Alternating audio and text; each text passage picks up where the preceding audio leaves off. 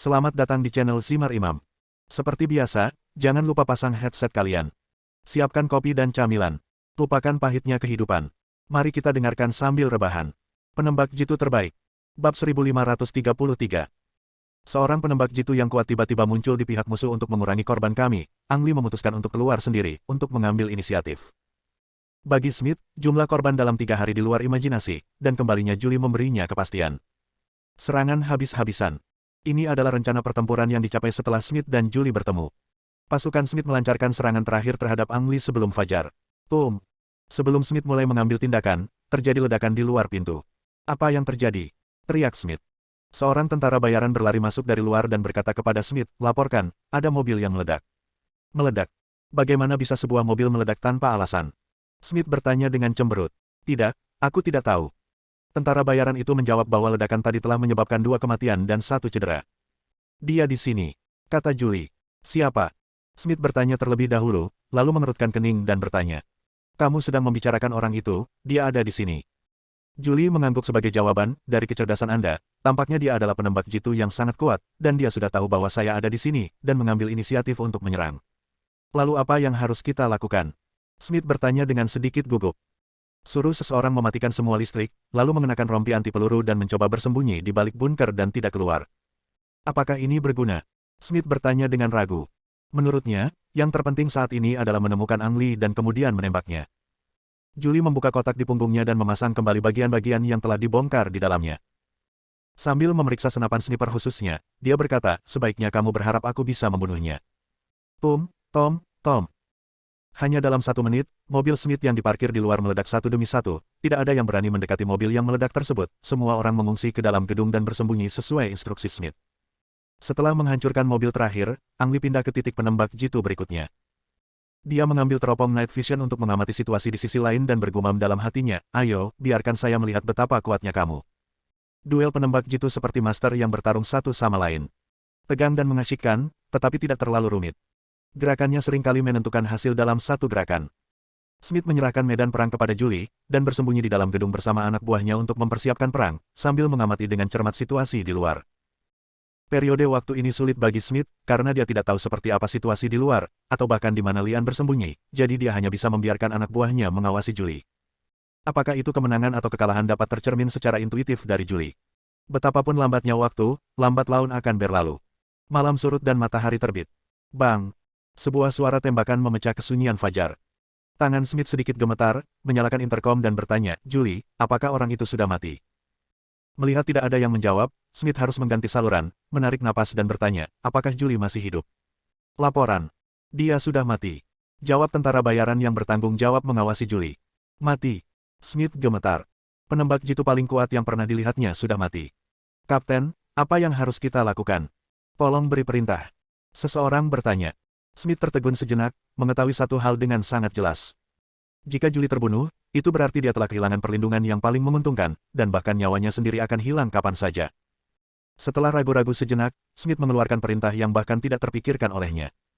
Gantungkan bendera putih, kami menyerah. Mengibarkan bendera putih. Ini adalah sesuatu yang tidak pernah terpikirkan oleh orang-orang yang telah mengikuti Smith selama bertahun-tahun. Di masa lalu, Smith tidak akan menyerah bahkan jika dia mati dalam pertempuran. Jika mati dalam pertempuran berarti sesuatu, Smith tidak akan ragu untuk mati dalam pertempuran.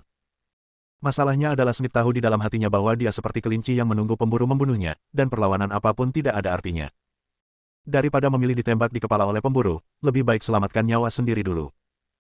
Melalui teropong senapan snipernya, Lian melihat seorang tentara bayaran berjalan keluar dari gedung Jian sambil mengibarkan bendera putih tinggi-tinggi. Dengan senyuman di wajahnya, dia mengambil perlengkapan penembak jitu dan mengungsi. Mungkin karena pertempuran sengit tadi malam, hari sudah gelap, tapi tidak ada pejalan kaki di jalan. Orang-orang hanya melihat melalui jendela bahwa orang-orang bersenjata yang beberapa hari terakhir ini beraktivitas di gedung Jian tiba-tiba mundur, sama terburu-burunya dengan saat mereka datang. Retakan. Seorang Linan membenturkan sebotol whisky yang baru saja dibuka ke dinding, memecahkannya, dan berteriak kepada anak buahnya yang berdiri di depannya, apa yang baru saja kamu katakan, mereka pergi. Ya. Smith telah pergi bersama timnya, dan penembak jitu wanita yang baru tiba tadi malam telah terbunuh. Apa? Seorang Linan meraung, mengangkat tangannya dan menjambak rambutnya, dan berkata dengan suara rendah bagaimana mereka bisa pergi. Penembak jitu wanita itu terbunuh. Apakah itu berarti orang itu begitu kuat sehingga mereka pun takut? Setelah jeda sebentar, Anlinan menggelengkan kepalanya kuat-kuat dan berkata, "Tidak, saya tidak bisa hanya duduk diam dan menunggu kematian. Saya harus mengambil inisiatif. Seseorang datang.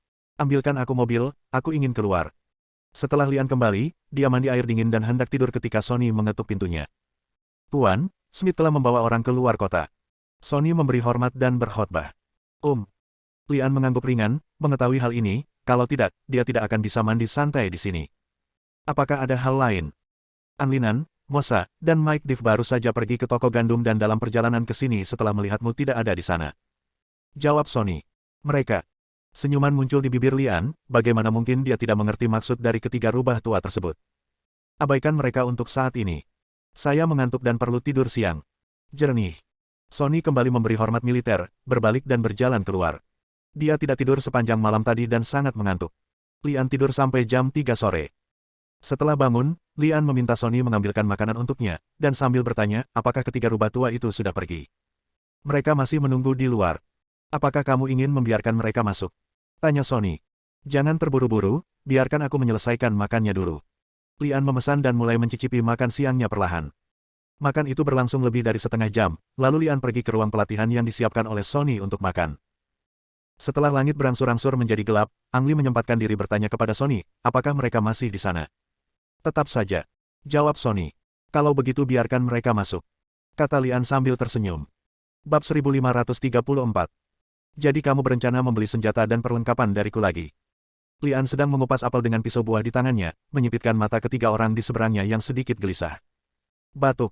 Seorang Linan berdeham dan berkata, Tuan Li mungkin salah paham terhadap kita. Sebenarnya saya selalu berencana untuk membeli senjata dan perlengkapan dari Anda, namun saya merasa sedikit tidak nyaman beberapa waktu lalu. Soalnya, ini daftar senjata yang sudah saya buat. Petik 2. Karena itu, Anlinan menyerahkan daftar yang telah dia siapkan kepada Sony, yang menyerahkannya kepada Lian. Lian bahkan tidak melihat sekilas isi daftar itu. Dia bahkan melemparkan kulit apel yang baru dikupas ke dalam daftar. Dia melirik ke arah Mosa dan Mike Div dan bertanya, bagaimana denganmu? Saya sudah lama ingin memesan beberapa senjata dan perlengkapan dari Anda, tetapi saya kekurangan uang beberapa waktu lalu. Soalnya, saya akan datang segera setelah uangnya terkumpul. Kata Mosa dan menyerahkan daftarnya. Apakah sumber daya penambangan akan terbatas? Lian mencibir. Mosa adalah seorang dermawan yang besar. Dia tidak akan kekurangan uang untuk siapapun. Setelah mendengar perkataan Lian, dia tertawa datar dan berkata, ada begitu banyak orang di bawahku yang menunggu untuk makan. Faktanya, pengeluaranku juga sangat tinggi. Kadang-kadang, saya masih menghabiskan banyak uang. Jadi kamu, seperti wanita, selalu datang ke sini sebulan sekali. Lian bercanda. Alis Mosa menegang, jelas tidak puas dengan metafora Ang Lee, dan hatinya sudah mulai marah. Atau kamu ingin bersaing denganku, siapa yang punya lebih banyak orang? Lian menambahkan. Alis Mosa kembali menegang, menyadari bahwa ini adalah wilayah kekuasaan Lian, dan dia menelan kembali desahan dalam hatinya. Aku tidak bermaksud begitu. Aku hanya sangat gugup. Lian mendengus dan menoleh ke arah Mike Div, yang diam. Ini daftarku. Mike Div menyerahkan daftar belanjaan di tangannya kepada Sony tanpa kata-kata tambahan. Lian menggigit apel itu dan matanya bergerak maju mundur pada mereka bertiga, membuat mereka semakin gelisah. Senjata itu masih bisa diberikan kepadamu dengan harga yang sama seperti sebelumnya, tapi aku punya syarat. Lian sengaja berhenti sejenak, mengamati reaksi ketiga orang itu, lalu melanjutkan berkhotbah. Saya ingin bekerja dengan Anda. Pos serba, biji-bijian, dan pertambangan, saya ingin 10% saham di setiap item.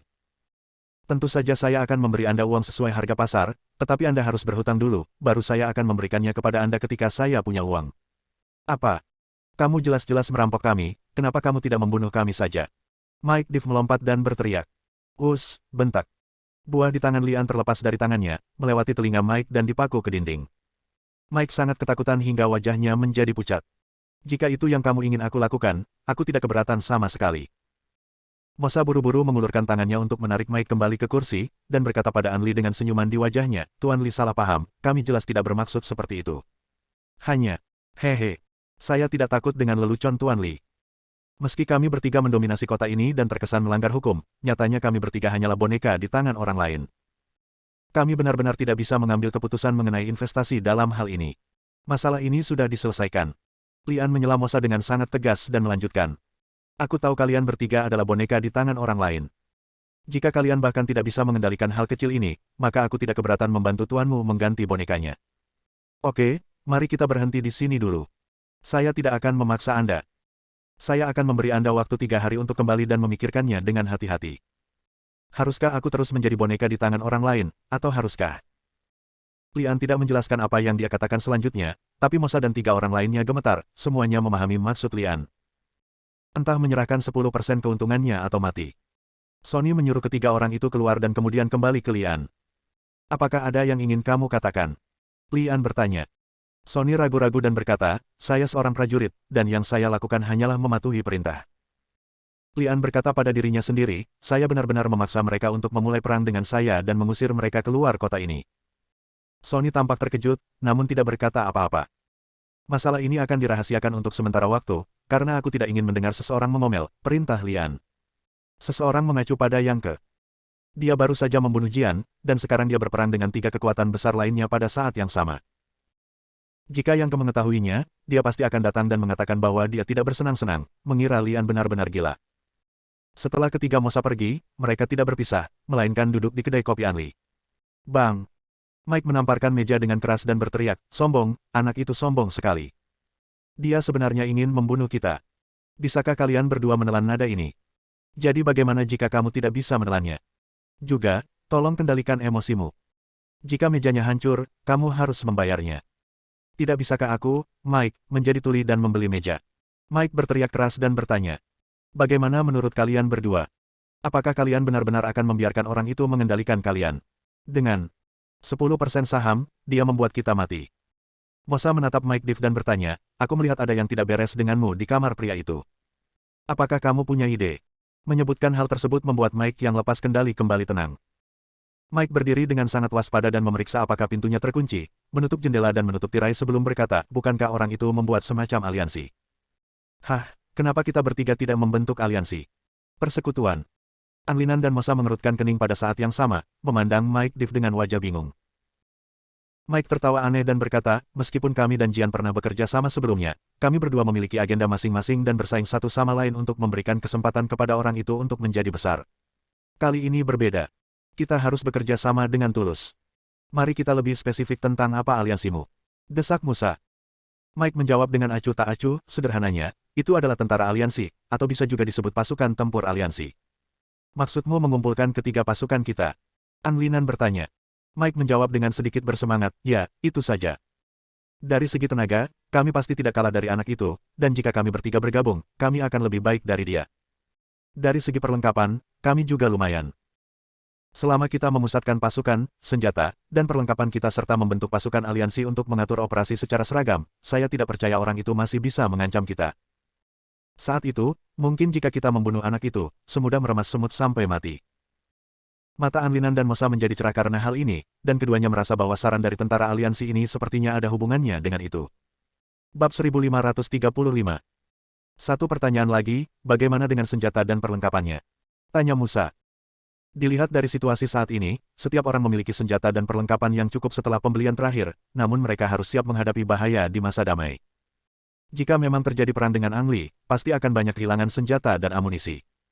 Kegagalan mendapatkan pengisian ulang berarti hasil akhirnya adalah kegagalan. Setelah kematian Jian, Lian menjadi pedagang senjata terbesar di kota itu.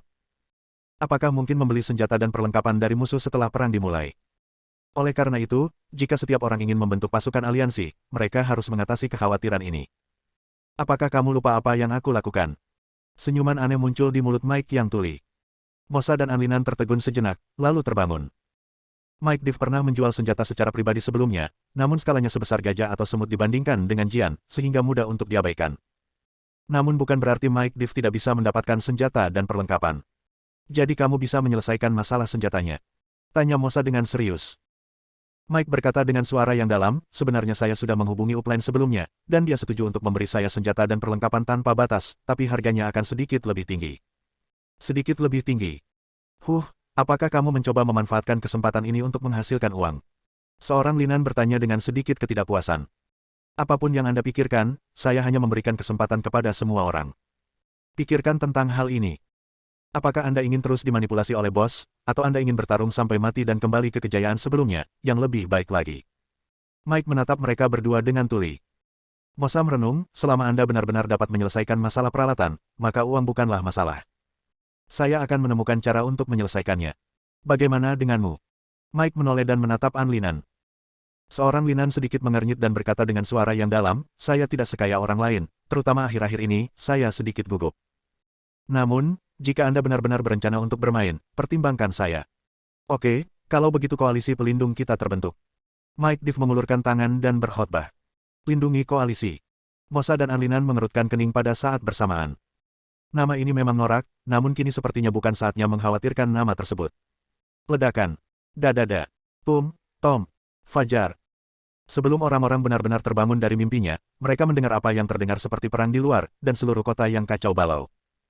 Lian berdiri di titik tertinggi pangkalan dengan teleskop di tangan untuk mengamati situasi di kota. Dia telah menerima berita tersebut sebelum tembakan pertama, dan mengetahui aliansi seperti apa yang telah diciptakan oleh tiga kekuatan besar. Menjaga aliansi, nama ini sungguh sederhana. Ketika Ang Li mendengar nama itu, reaksinya sama seperti An Linan dan Mosa. Seorang Linan terpilih sebagai komandan pertama aliansi penjaga, dan hal pertama yang dia lakukan adalah latihan militer gabungan tripartit. Latihan militer ini sebenarnya adalah sebuah demonstrasi. Musuh imajinernya adalah Lian, dan tujuan akhir pembelajarannya adalah untuk merebut markas Lian. Pelatihan dimulai tanpa pemberitahuan apapun, menggunakan semua senjata asli dan peluru tajam, dan latihan berlangsung di pusat kota. Penduduk kota pada awalnya ketakutan, mengira sedang terjadi perang yang sebenarnya, dan mereka semua bersembunyi di rumah masing-masing dan tidak berani keluar. Pak. Sony muncul di samping Lian dan berteriak pelan. Ada apa? Lian bertanya sambil meletakkan teleskopnya. Saya sudah mengumpulkan semua orang dan bisa mengambil tindakan kapan saja. Tindakan. Lian mengerutkan kening dan melanjutkan. Apakah maksudmu berkelahi dengan orang-orang bodoh itu, atau maksudmu melakukan perilaku bodoh seperti ini lagi? Sony tertegun dan tidak tahu harus berkata apa. Sebagai bawahan, dia berpikir dia harus berbagi kekhawatiran dengan pemimpinnya, jadi dia diam-diam mengumpulkan pasukannya untuk mempersiapkan pertempuran. Hanya sekedar pembelaan. Sony berpikir lama sebelum menemukan kata-kata yang tepat. Itu tidak perlu. Lian melambaikan tangannya dan berkata, jika ketiga idiot itu benar-benar punya nyali untuk memulai perang denganku, mereka tidak akan melakukan hal yang sia-sia. Mereka terlihat seperti badut di sirkus bagiku. Anda menyampaikan perintah saya dan memberitahu semua orang apa yang harus dilakukan dan apa yang harus dilakukan. Selain itu, kami akan memberitahu pedagang kami dan membiarkan mereka beroperasi seperti biasa. Ya, Tuan. Sony menyadari bahwa perbedaan antara pemikirannya sendiri dan pemikiran Ang Li sejauh ini. Oh, ngomong-ngomong, panggil Kofi masuk. Perintah Lian.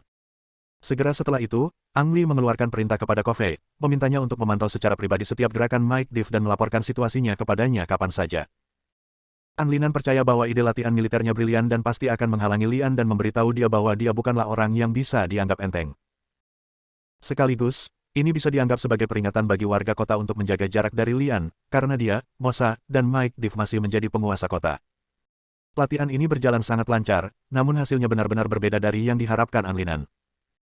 Sebelum latihan dimulai, An Linan mengirimkan orang untuk memantau setiap gerak-gerik Lian dan penduduk kota. Laporkan, Lian meninggalkan markas tanpa ada orang yang menemani. Laporkan, toko gandum Lian buka. Laporkan, pedagang aliansi Lian semuanya buka satu demi satu. Laporan menunjukkan bahwa warga mulai turun ke jalan dan bisnis mulai dibuka. Saat berita terus berdatangan, wajah An Linan menjadi semakin jelek. Gaya lukisan ini salah. Mengapa orang-orang sepertinya tidak terpengaruh sama sekali? Jadi latihan militer ini gagal. Ya Tuhan, apa yang telah kulakukan? An Linan tiba-tiba menyadari bahwa dia seperti badut, melakukan pertunjukan satu orang sepanjang waktu, dan tidak ada yang menonton penampilannya sama sekali. Bukankah ini terlalu menyakitkan? Seorang Linan tidak mempercayai kenyataan ini dan memutuskan untuk keluar dan melihat sendiri. Tuan, apakah Anda ingin roti yang baru dipanggang? Tuan, lihat betapa segarnya ikan ini. Ayo, ambil satu. Pak, sayurannya baru saja kita petik dari ladang. Tuan, gaun ini sangat cocok untuk Anda. Sepanjang jalan, An Linan memperhatikan semua orang tersenyum, dan beberapa orang terus menyapanya. Apa yang sedang terjadi? Di masa lalu, orang-orang ini akan menghindariku ketika mereka melihat mereka, tapi sepertinya tidak ada yang takut padaku hari ini.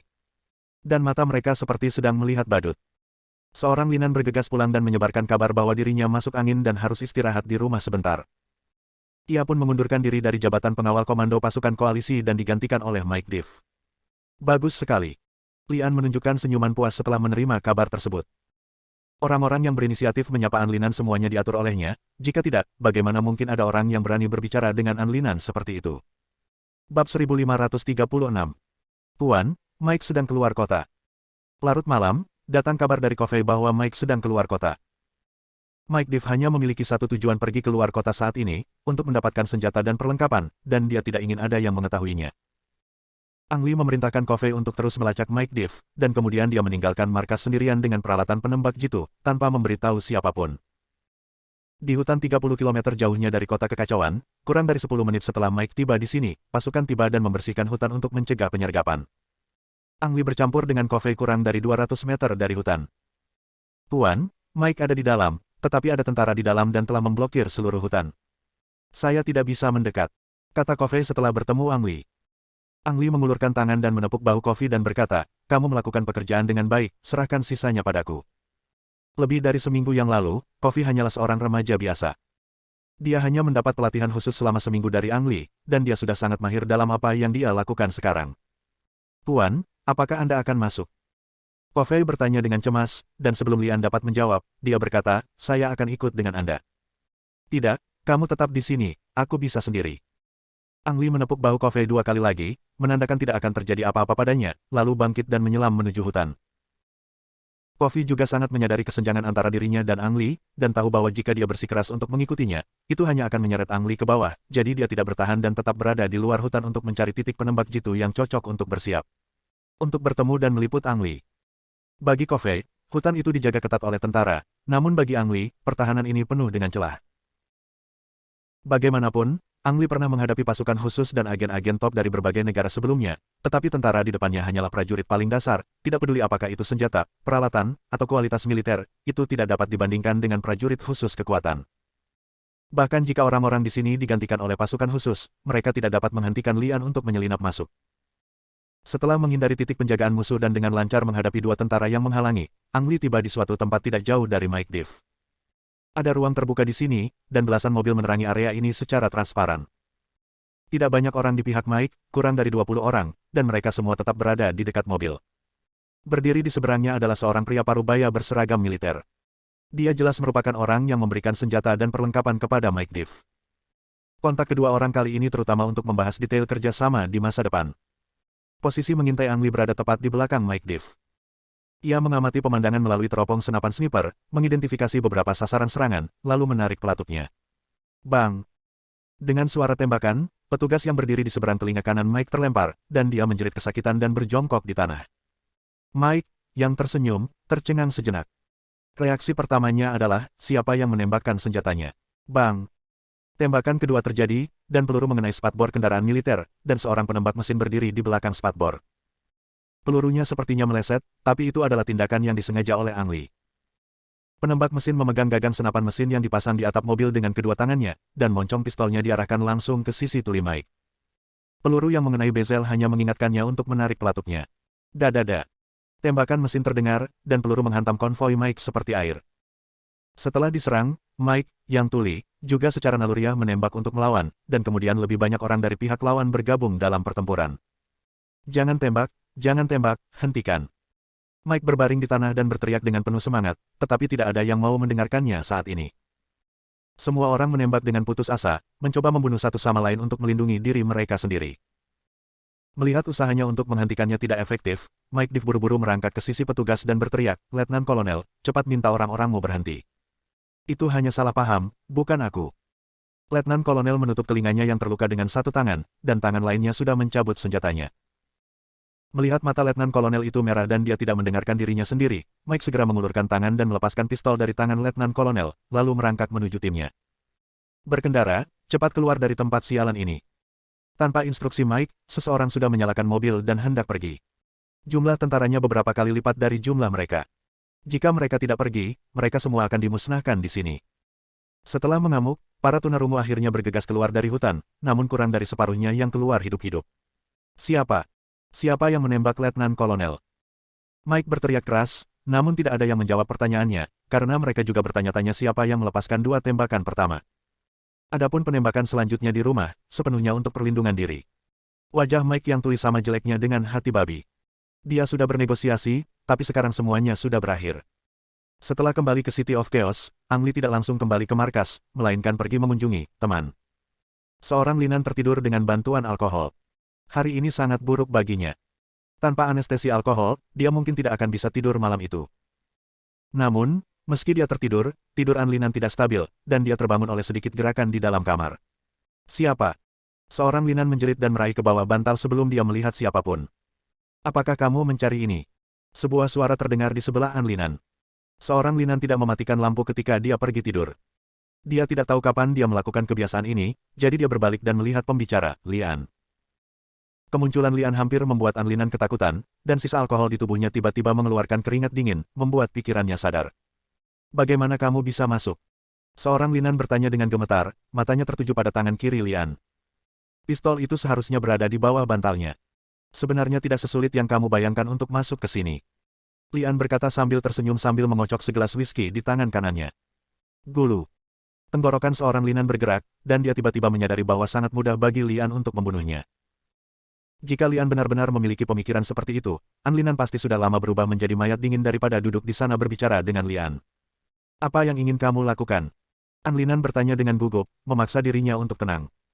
Dia melirik ke pintu dari waktu ke waktu, berharap seseorang bisa masuk dan menyelamatkannya. Aku akan memberimu sedikit nasihat. Lian berkata sambil membawa gelas anggur ke mulutnya dan menciumnya, tetapi tidak meminumnya, dan meletakkannya kembali di atas meja. Lain kali kamu harus mencoba anggur putih, terutama Ergoto berkualitas tinggi, efeknya akan lebih baik. Seorang Linan mengerutkan kening. Mengapa hal itu terlibat dengan anggur? Jangan percaya Mike Tully.